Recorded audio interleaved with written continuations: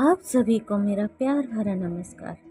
स्वागत है आपका अपने चैनल अध्यात्म की एक नई शुरुआत। आइए गीता के 5वें अध्याय के आगे के भाग को समझने का प्रयास करें। आगे के भाग में कृष्ण कहते हैं, ये बात मैं धरती पर रहने वाले सभी जीवों के शरीर में बिना किसी भेदभाव के विद्यमान हूँ। मेरे लिए जात पात ऊंच नीच कुछ मायने नहीं रखता।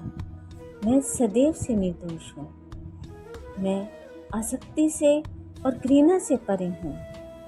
और जब जीव आसक्ति और घृणा से मुक्त हो जाता है, वह मेरे धाम में जाने का अधिकारी बन जाता है। हे पार्थ, ऐसे व्यक्तियों के लक्षण सामने से ही दिख जाते हैं। वे व्यक्ति जो सुख दुख से परे सदैव समाधि में बने रहते हैं, काम सुख से दूर रहते हैं और अपने अंतःकरण अर्थात आत्मा से सुख का अनुभव करते हैं। सदा उनके मन में प्रभु का सिमरन चलता रहता है, जो दूसरे जीवों के कल्याण में लगे रहते हैं। काम क्रोध सभी भौतिक इच्छाओं से रहित हैं। जो लोग संशय अर्थात मन के शक से उत्पन्न होने वाले द्वैत से परे हैं, वही ब्रह्म को प्राप्त करते हैं।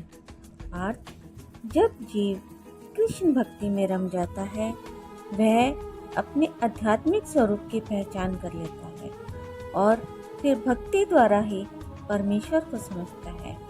यही भक्ति उसकी मुक्ति का द्वार खोल देती है।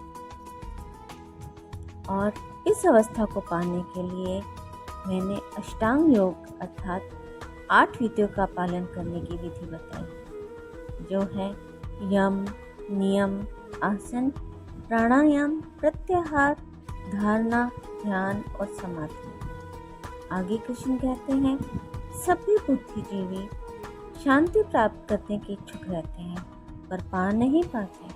कारण जानते हो? कारण योग माया से प्रभावित हो, खुद को कर्ता मान। जीव को चाहिए हर कर्म भगवान की दिव्य सेवा में अर्पित कर दे, खुद को कर्म के बंधनों से मुक्त कर दे। जीव की दिव्यता इसी में है पार्थ, कि मुझ में लीन हो, खुद को इंद्रियों के प्रभाव से मुक्त कर भक्तिपूर्वक अपने कर्मों का विधि से पालन करता रहे। यही परम योग है, यही कृष्ण तत्व है, यही तथा गीता के 5वें अध्याय का शपथ। भगवत कृपा आप सब पर बनी रहे। राधे राधे।